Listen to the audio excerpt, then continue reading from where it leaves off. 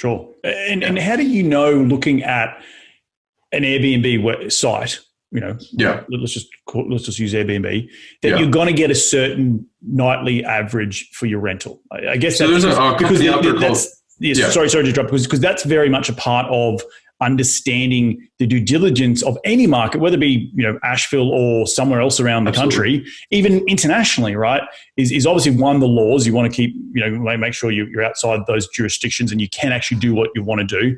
Two, I think I heard you say you're underwriting it to a long-term rental, meaning if you've got a 12-month person in there, that's the worst case scenario.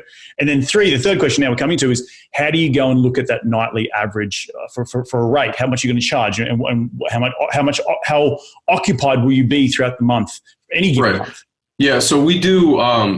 We look at a company called AirDNA.co. They pull all of the Airbnb and VRBO numbers. I don't know how they actually get away with doing it, but they show all of the gross numbers. So the gross numbers shows with cleaning fee. So you sort of have to guess there. So it shows everything with the cleaning fee, and then it also doesn't account for before like Airbnb takes their cut, like their 3 to whatever % cut.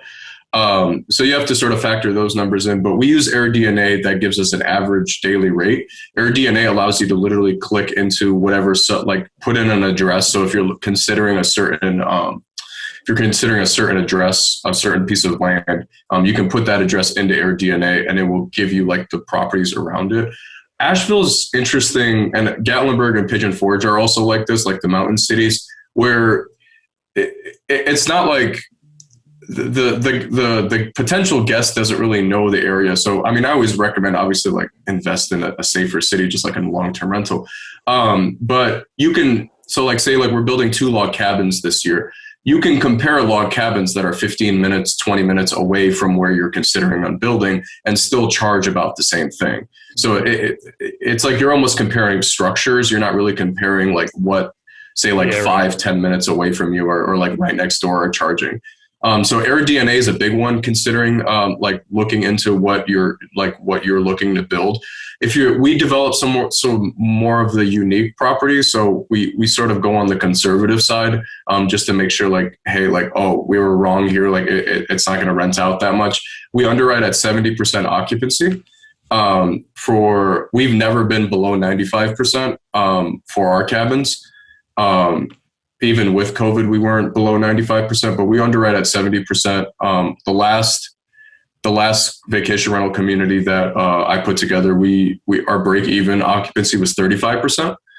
So that's sort of a number that we show investors is, hey, like it only needs to be rented out like 4.5 months out of the entire year. Asheville's nice because we have a year-round rental market. Obviously you have like summer's going to be busy, leaf season's going to be busier, like October, November, you can almost charge double. But we also have like the Biltmore estate here where like we have Biltmore winter. Honestly, our cabin that's like on the side of a mountain, it's prettier in the winter because you have like a 180 mountain view once all the leaves go away.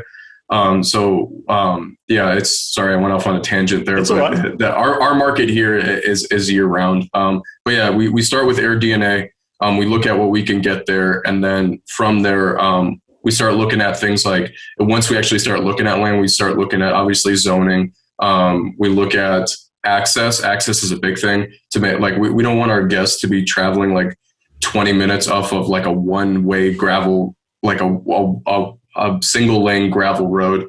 Like the most recent land we purchased in February, that had like a double lane state maintained road that connected into the land, but it was still like, it was sort of secluded a little bit. That's very important to us, especially now since we stepped away from doing the 1 or 2 cabins at a time to like take it on one investor to do like 6 to 8 at a time. And with doing 6 cabins at a time, say like the one that we just finished putting together, like it's going to sleep a total of 34 people out of the 6 cabins. So you got to think like that's 12 to 15 cars a day, plus your cleaning crew going up and down a road. You need to make sure that when you're looking at it, that's a big part of it, is the access for your guests. Because the first property we developed, it only has a single lane.